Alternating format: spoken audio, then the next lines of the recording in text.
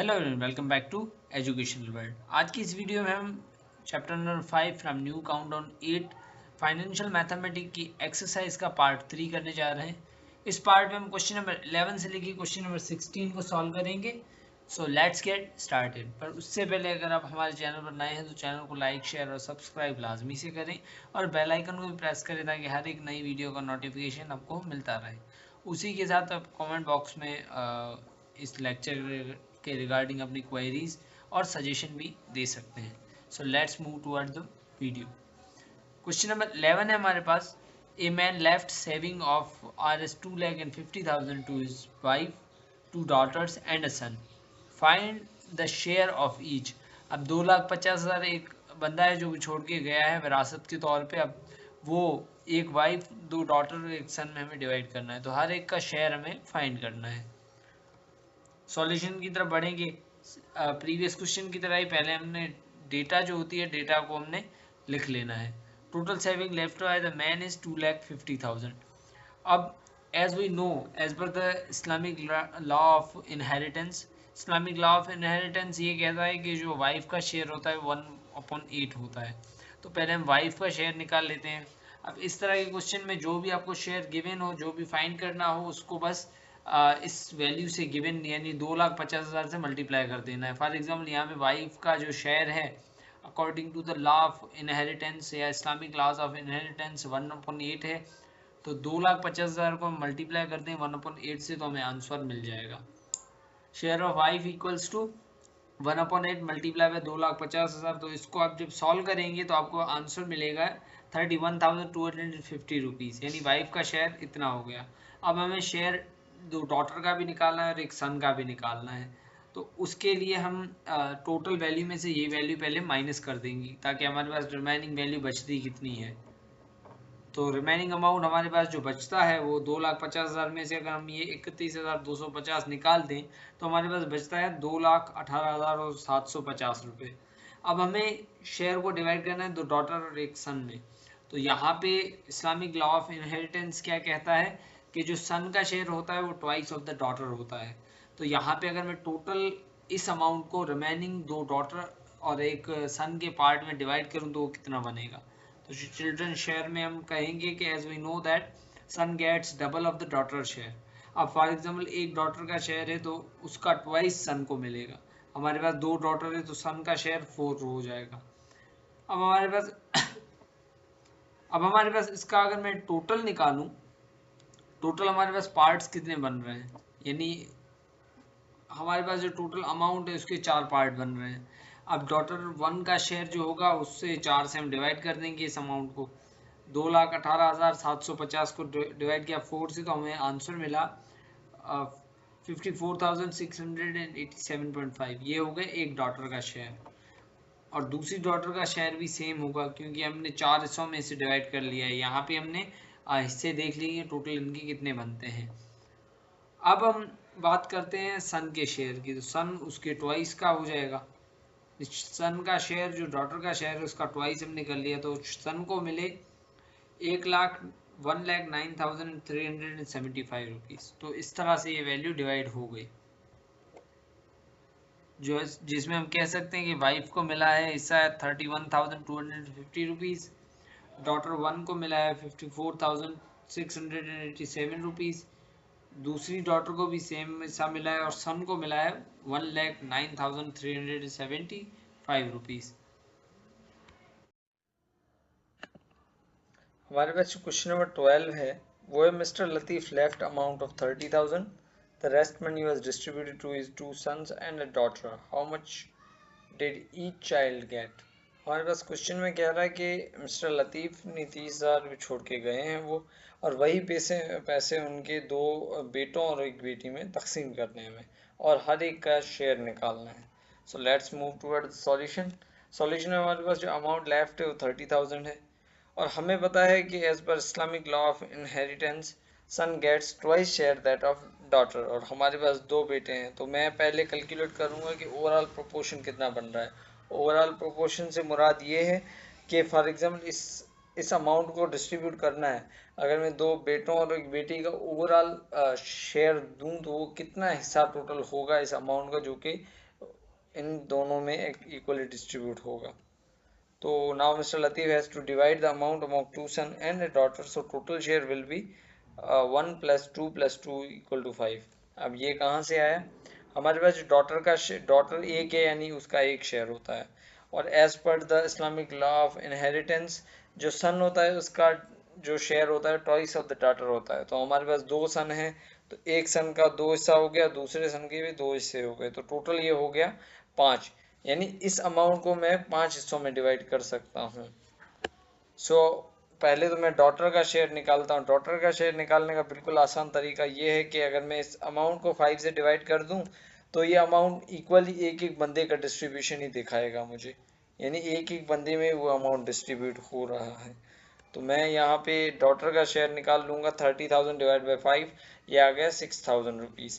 तो ये आ गया एक बेटी का शेयर, यानी एक बेटी को मिलेंगे 6,000। और अगर हम ऊपर वाले लॉ ऑफ इनहेरिटेंस को मद्देनजर रखें तो शेयर ऑफ ईच सन होगा ट्वाइस ऑफ द डॉटर, तो 2 मल्टीप्लाई बाई 6,000 12,000 होता है, यानी दोनों बेटों का जो शेयर हुआ वो 12,000 हो गया है। होप सो ये सवाल आपको समझ आया होगा। बढ़ते हैं क्वेश्चन नंबर 13 की तरफ। Maria and Samia invested 22,500 and 35,000 in a car company. The profit made by them was 13,800. Then what was the Samia's share in the profit? हमें कहा गया है कि अगर मैं डेटा की बात करूं तो मारिया ने इन्वेस्ट किए हैं 22,500 और सामिया ने इन्वेस्ट किए हैं 35,000। अब हमें इनको जो प्रॉफिट हुआ है 13,500 उसमें सामिया का शेयर निकालना है। शेयर निकालने से पहले ये क्वेश्चन अगर हम देखें तो इसमें प्रोपोर्शन का कॉन्सेप्ट हमारे पास आ रहा है, यानी अगर मैं इन दोनों की इन्वेस्टमेंट को रेशो की फॉर्म में देखना चाहूँ तो कितना रेशो है, ताकि मैं इनको डिवाइड करने में मुझे आसानी पड़े। तो मैं इन दोनों को रेशो की फॉर्म में लिख लूँगा, 22,500 रेशो 35,000, तो 100 का डबल दोनों को लगाया है मैंने, तो ये 100 का डबल 22,500 को 225 टाइम लगेगा और उसको 350 टाइम। अब इनको 5 का डबल लग रहा है दोनों को, तो मैं 5 से डिवाइड करूंगा इन्हें, तो आंसर आएगा मेरे पास 45 रेशो 70। उसके बाद अगेन इसको इन दोनों को 5 का डबल लग रहा है तो मैं डिवाइड कर दूंगा 5 से। आप डिवाइड करोगे तो 9 रेशो 14 इसका आंसर आएगा। डिवीजन सिंपल है, आपने पहले 45 को डिवाइड किया 5 से, फिर 70 को 5 से डिवाइड किया तो आपको 9 रेशो 14 आंसर मिला। अब ये फर्दर सिंप्लीफाई नहीं हो सकते, तो ये आ गया हमारे पास रेशो की फॉर्म में, यानी जो इन्वेस्टमेंट समिया ने की है वो 9 रेशो, और यानी दोनों के मैंने इन्वेस्टमेंट को रेशो की फॉर्म में देखूं तो 9 रेशो 14 के हिसाब से इन्वेस्ट किए गए हैं। अब जैसा कि मैंने प्रीवियस क्वेश्चन में किया कि इस अमाउंट को मैं टोटली कितने हिस्सों में तकसीम कर सकता हूं, तो हम दोनों को सम कर लेंगे। 9 + 14 होते हैं 23, यानी इस अमाउंट को मैं 23 हिस्सों में डिवाइड कर सकता हूँ। तो प्रॉफिट ऑफ फर्स्ट पार्ट, यानी एक पार्ट का प्रॉफिट में अमाउंट जितना भी उसको 23 से डिवाइड करूंगा तो मुझे मिल जाएगा, जो कि आएगा 600। यानी अब एक बंदे को एक हिस्से का प्रॉफिट 600 पड़ रहा है और हमें फाइंड करना है सामिया का शेयर इन दिस प्रॉफिट। तो सामिया की अगर मैं प्रोपोर्शनलिटी में देखूं, प्रोपोर्शन देखूं तो 14 प्रोपोर्शन दिया है, यानी 600 को मैं अगर 14 से मल्टीप्लाई कर दूं तो मुझे सामिया का शेयर मिल जाएगा। तो Samia profit share equals to 600 multiply by 14, ये बनता है 8,400। वहीं पे अगर आपको मारिया का शेयर पूछे तो आप सिंपली इस जो 600 है इनको मल्टीप्लाई कर दोगे 9 से। होप सो ये क्वेश्चन समझ आया होगा। अगर आपको अभी भी कोई क्वेश्चन है, कोई क्वेरी है, कोई कंफ्यूजन है इस क्वेश्चन में, तो आप कमेंट बॉक्स में पूछ सकते हैं। You can tag the question also. बढ़ते हैं क्वेश्चन नंबर 14 की तरफ। A man leaves Rs 2,40,000 to his 3 heirs, Aslam, Parvez and Sana. According to his will, it is to be distributed in the ratio of 5:4:3. How much of the inheritance does each heir receive? हमारे पास जो amount एक बंदा है जो छोड़ के जाता है वो 2,40,000 छोड़ के जाता है, और उसके हेयर्स यानी उन पे इनहेरिटेंस उन पे जिनका हक है, जो उनके बेटे हैं फॉर एग्जांपल, वो 3 है, असलम, परवेज और सना। और उसके विल के हिसाब से हम वो उस अमाउंट को 5:4:3 में तकसीम करना चाहता है, तो हर एक का हमें शेयर फाइंड करना है। सॉल्यूशन में पहले हम डेटा बनाएंगे। डेटा में हमारे पास अमाउंट है जो कि वो बंदा छोड़ के गया है, जो कि 2,40,000 है, और हमें शेयर गिवन है। अब वही प्रीवियस क्वेश्चन की तरह हम इस शेयर को पहले कर लेंगे सम, यानी टोटल पार्ट ऑफ इनहेरिटेंस बन जाएगा 5 + 4 + 3 हो जाएगा 12। अब असलम का शेयर कितना होगा?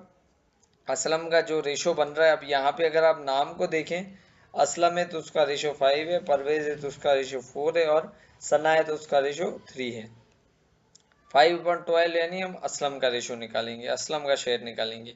तो 12 को आप 2,40,000 को 12 से डिवाइड करके मल्टीप्लाई बाय 5 करेंगे तो आपका आंसर मिल जाएगा 1 लाख। 1 लाख कैसे? 2 12 24, यानी 20,000 टाइम ये लगा, 20,000 × 5 1 लाख होता है। उसके बाद हमारे पास शेयर आता है परवेज का। परवेज का शेयर था 4 रेशो से, तो 4 डिवाइड बाय 12 मल्टीप्लाई बाय 24,000, तो ये बनेगा हमारे पास 18,000। परवेज का शेयर हमारे पास बनेगा 4 डिवाइड बाय 12 मल्टीप्लाई बाय 2,40,000, तो ये बनेगा हमारे पास 80,000। उसके बाद हमारे पास बचता है सना का शेयर, जो कि होता है 3 रेशो के हिसाब से, तो 3 डिवाइड बाय 14 मल्टीप्लाई बाय 2,40,000, ये बनेगा हमारे पास 60,000। कैलकुलेशन बिल्कुल इजी है, आपने करनी है। अगर अभी भी कोई कंफ्यूजन है तो आप कमेंट बॉक्स में पूछ सकते हैं। क्वेश्चन नंबर 15 है, Jennifer needs to buy a camera that cost $59. If the exchange rate for the US dollar is 104, how much money does she need in rupees to buy the camera? सो हम data बना लेते हैं पहले।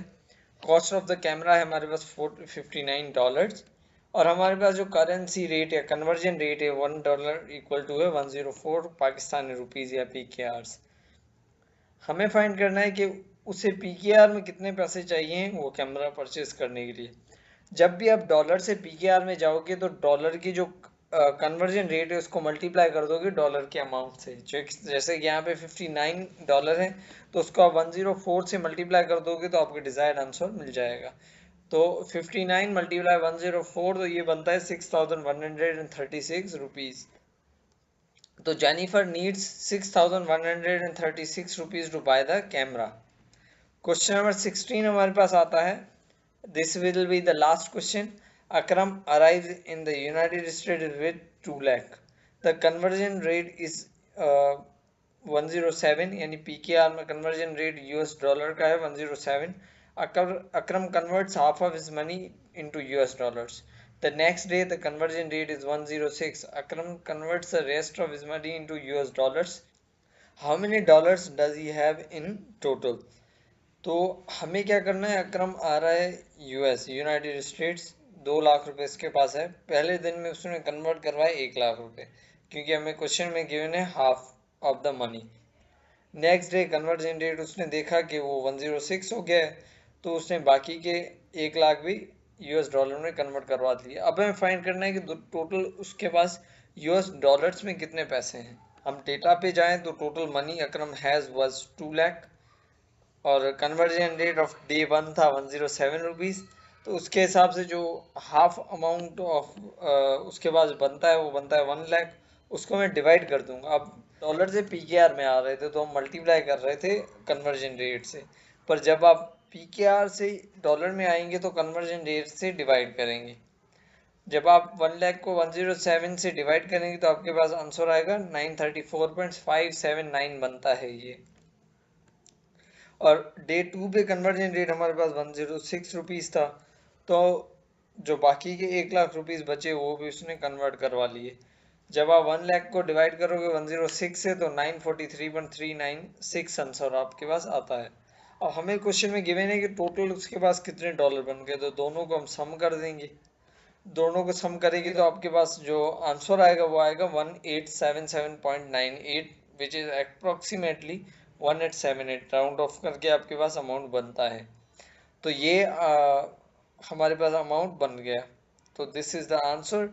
Hope so आपको समझ आएगा। अगर आपको कोई भी कंफ्यूजन है तो कमेंट बॉक्स में पूछ सकते हैं। Thank you.